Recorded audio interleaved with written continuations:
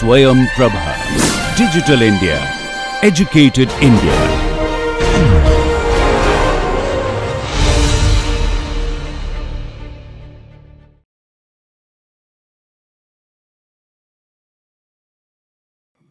நமஸ்தே.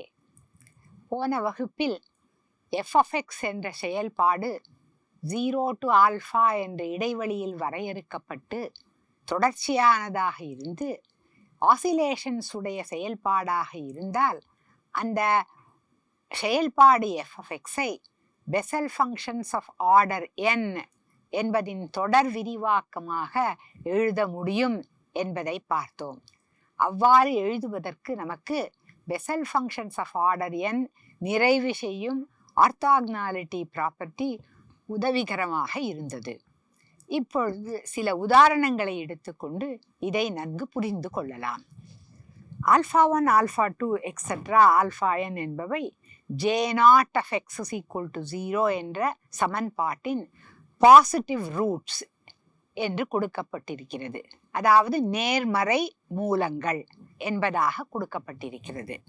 என்றால் f of x is equal to half என்ற செயல்பாட்டை sigma n is equal to 1 to infinity J0 of alpha nx by alpha n into J1 of alpha n என்பதாக காண்பிக்கவும் இடைவெளி 0-1 என்பதில் இந்த தொடர் விரிவாக்கம் நிகழ்கிறது என்பதாக நமக்கு கொடுக்கப்பட்டிருக்கிறது. அதாவது half என்ற f of x செயல்பாட்டை நாம் 0 to 1 என்ற இடைவெளியில் பெசல் ஃபங்க்ஷன்ஸ் ஆஃப் ஆர்டர் 0வின் தொடர் விரிவாக்கமாக எழுத முயல வேண்டும். அது வலது கைப்புறத்தில் கொடுக்கப்பட்டதாக இருக்கும் என்பதை நாம் காண்பிக்க வேண்டும். அதனால் f of x is equal to half என்று எடுத்துக்கொள்ளலாம். அதை a1 into J0 of alpha 1x plus a2 into J0 of alpha 2x plus etc. plus an J0 of alpha nx plus etc. என்று தொடர் விரிவாக்கமாக விவரிக்கலாம். இப்பொழுது இதில் a1, a2, etc., an, etc. என்பதை கண்டுபிடித்து விட்டால் நமக்கு f of xஇன் தொடர் விரிவாக்கம் in terms of Bessel functions கிடைத்துவிட்டது. எனவே இப்பொழுது இந்த கான்ஸ்டன்ட்களை கண்டுபிடிக்கலாம். அப்பொழுது நமக்கு integral 0 to 1 x f of x J0 of alpha nx dx is equal to integral 0 to 1 sigma p is equal to 1 to infinity ap J0 of alpha px multiplied by x J0 of alpha nx integrated with respect to x என்பது கிடைக்கிறது. இப்பொழுது Bessel functions நிறைவு செய்யும் ஆர்த்தாகனாலிட்டி ப்ராப்பர்ட்டியை நிறைவு செய்தால் நமக்கு எல்லா இன்டெக்ரல்ஸும் பூஜ்யமாகிவிடும். ஒரே ஒரு இன்டெக்ரல் மட்டும் பூஜ்யமாகாத மதிப்பை கொண்டிருக்கும். அந்த இன்டெக்ரல் நமக்கு an into J1 square of alpha n divided by 2 என்ற மதிப்பை பெற்றிருக்கும். எனவே an is equal to 2 divided by J1 square of alpha n into integral 0 to 1 x into f of x into J0 of alpha nx dx என்பதாக நமக்கு கிடைக்கும். That is equal to 2 by J1 square of alpha n into integral 0 to 1 x into f of x என்பது half. So half of J0 of alpha nx dx என்பது ஆகும். அதனால் an is equal to 1 by J1 square of alpha n into integral 0 to 1 x into J0 of alpha nx integrated with respect to x. அதனால் நாம் இப்பொழுது எவ்வாறு இந்த integral 0 to 1 x J0 of alpha nx dx என்பதை கண்டுபிடிப்பது என்பதை பார்க்க வேண்டும். அப்பொழுதுதான் நம்மால் an என்ன என்பதை எழுத முடியும். அப்பொழுது தொடர் விரிவாக்கத்தை நம்மால் விளக்க முடியும். நமக்கு d by dx of x J1 of x is equal to x J0 of x என்று தெரியும். இதில் alpha is equal to alpha n x என்று மாற்றி எழுதலாம்.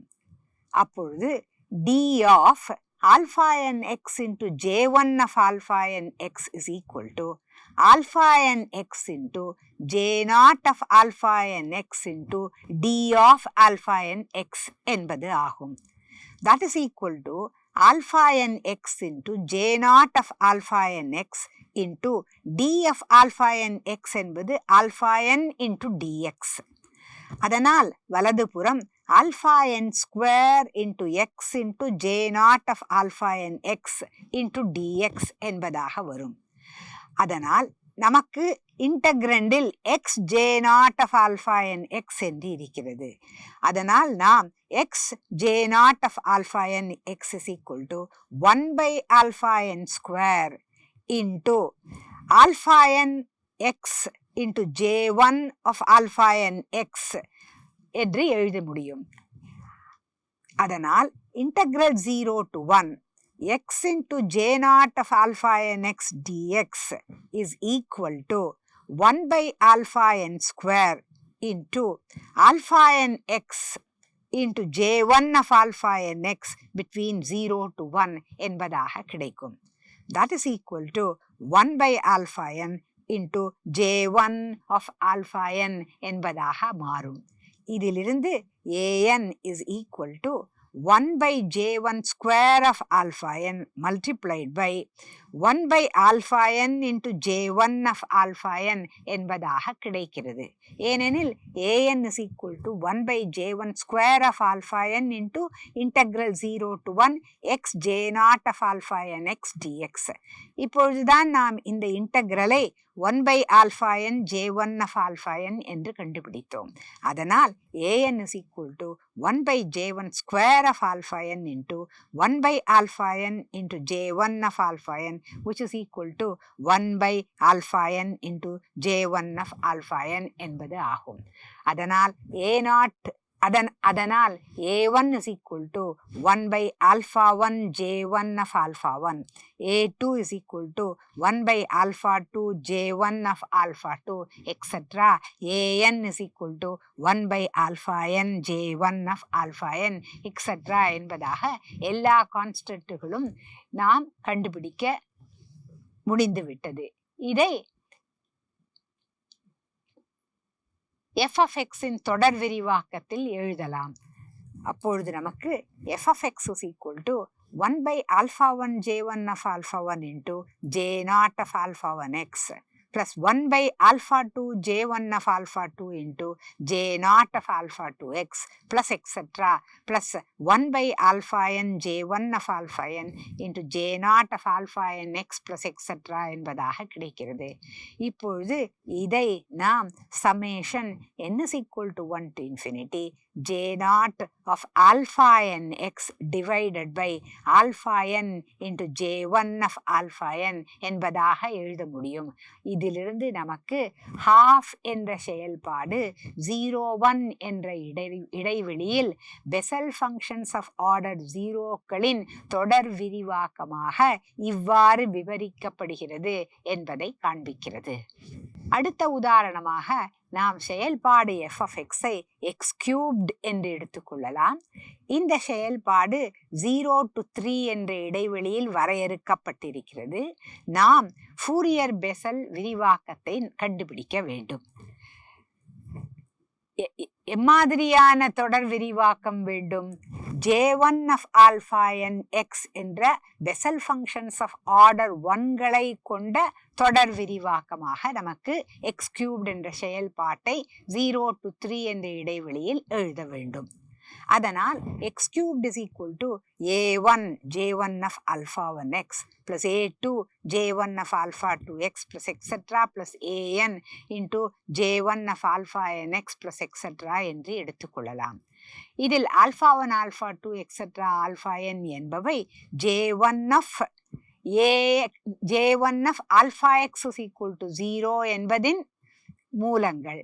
இங்கு ஆல்பா என்பது 3 என்று கொடுக்கப்பட்டிருக்கிறது. ஏனெனில் செயல்பாடு எக்ஸ் கியூப் 0 to ஆல்பாவில் வரையறுக்கப்பட்டிருக்கிறது. இங்கு 0 to 3 வரையறுக்கப்பட்டிருக்கிறது. எனவே ஆல்பா இஸ் ஈக்குவல் டு 3. அதனால் alpha 1 alpha 2 etcetera alpha n etcetera என்பவை J1 of alpha X is equal to 0 என்பதின் மூலங்கள். அதாவது alpha 1 alpha 2 etcetera alpha n etcetera என்பவை J1 of 3x is equal to 0 என்பதின் மூலங்கள் என்பது தெரிகிறது.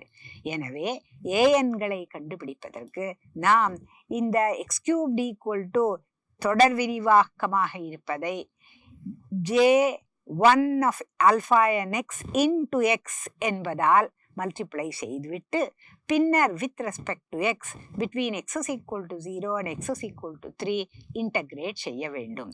எனவே நமக்கு integral 0 to 1 X J1 of alpha n x multiplied by x cubed into dx is equal to integral 0 to 3 sigma n is equal to p to infinity ap J1 of alpha px into x into J1 of alpha nx dx என்பது கிடைக்கும். இப்பொழுது நாம் orthogonality ப்ராப்பர்ட்டியை உபயோகப்படுத்தி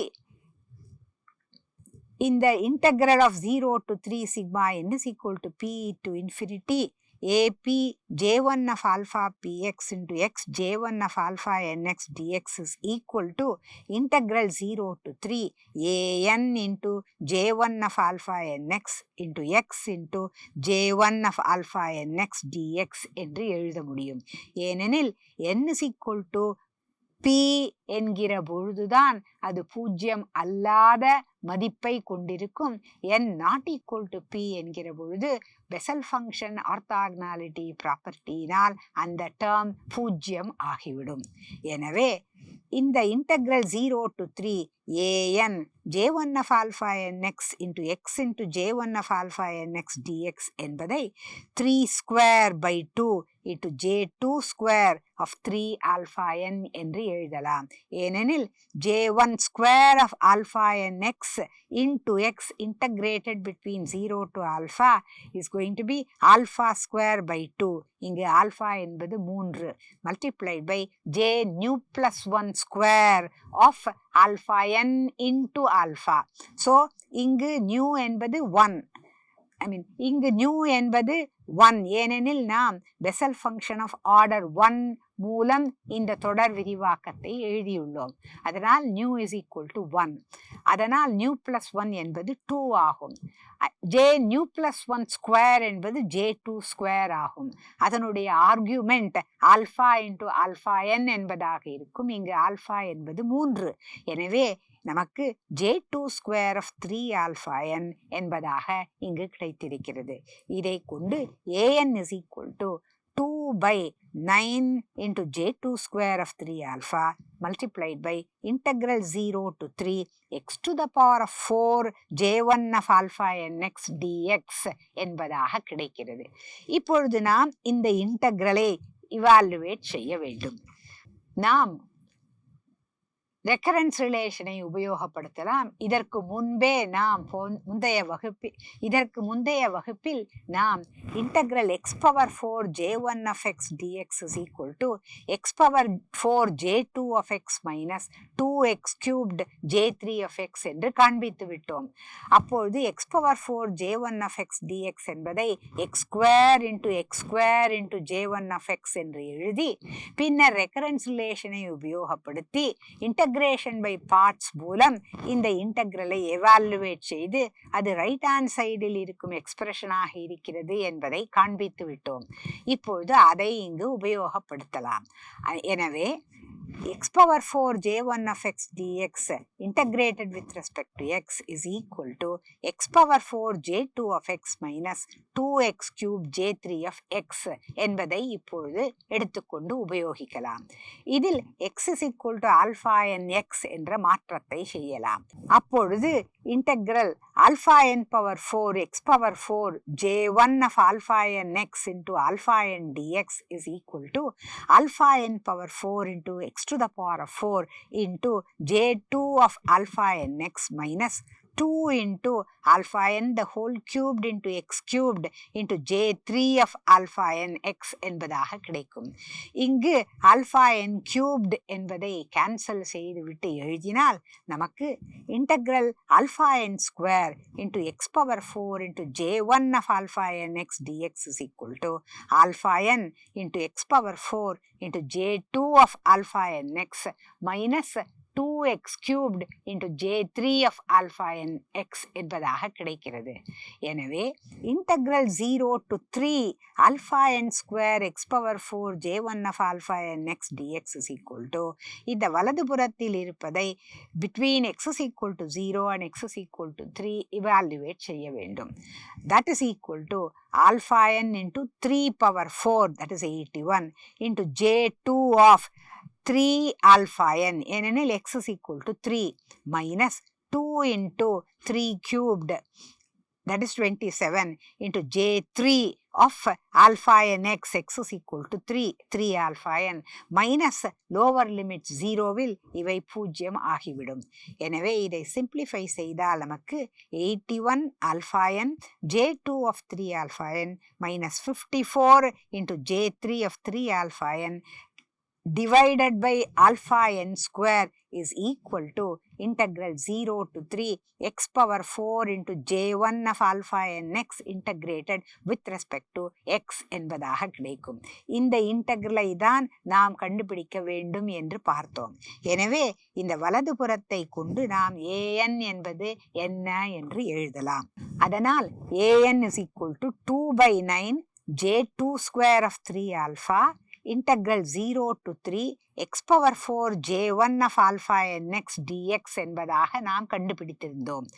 இப்பொழுது இந்த இன்டெக்ரலுக்கு substitute செய்தால் 2 by 9 1 by j2 square of 3 alpha n multiplied by 81 alpha n into j2 of 3 alpha n minus 54 into j3 of 3 alpha n divided by alpha n square என்பதாக கிடைக்கும். இப்பொழுது இதை simplify செய்தால் நமக்கு 6 divided by alpha n square into j2 square of 3 alpha n multiplied by 3 alpha n j2 of 3 alpha n minus 2 j3 of 3 alpha n என்பதாக கிடைக்கிறது. அதாவது an என்ற கான்ஸ்டன்ட்டை நம்மால் கண்டுபிடிக்க முடிகிறது. இப்பொழுது அதை உபயோகப்படுத்தி x கியூபின் தொடர் விரிவாக்கத்தை எழுதலாம். இந்த தொடர் விரிவாக்கம் j2 என்ற பெசல் ஃபங்க்ஷன் ஆஃப் ஆர்டர் 2வின் தொடர் விரிவாக்கமாக இருக்கின்றது. அதனால் x cubed is equal to sigma n is equal to 1 to infinity 6 divided by alpha n square j2 square of 3 alpha n multiplied by 3 alpha n j2 of 3 alpha n minus 2 j3 of 3 alpha n multiplied by j1 of alpha n x. எந்த இடைவெளியில் 0 to 3 என்ற இடைவெளியில் x cubed என்ற செயல்பாடு இவ்வாறு Bessel function of order 1 என்பவற்றை கொண்ட தொடர் விரிவாக்கமாக விவரிக்கப்பட்டுள்ளது. அடுத்ததாக x ஸ்கொயர் என்ற செயல்பாட்டை எடுத்துக்கொள்வோம். அது 0 to a என்ற இடைவெளியில் வரையறுக்கப்பட்டிருக்கிறது, தொடர்ச்சியானதாக இருக்கிறது. அதை j2 of lambda n x என்ற பெசல் ஃபங்க்ஷன் ஆஃப் ஆர்டர் 2 எடுத்துக்கொண்டு தொடர் விரிவாக்கமாக விவரிக்க சொல்லி நமக்கு கொடுக்கப்பட்டிருக்கிறது. எனவே x square is equal to 2a square into sigma n is equal to 1 to infinity j2 of alpha nx by a lambda n j3 of lambda n a என்பதுதான் இந்த தொடர் விரிவாக்கம் என்பதாக காண்பிக்க சொல்லியும் கொடுக்கப்பட்டிருக்கிறது. இதில் lambda n a என்பவை j2 of x is equal to 0 என்பதின் பாசிட்டிவ் ரூட்ஸ் என்பதாகவும் கூறியிருக்கிறது. எனவே f of x is equal to x square என்பதை sigma n is equal to 1 to infinity a n into j2 of lambda n x என்று எடுத்துக்கொள்ளலாம்.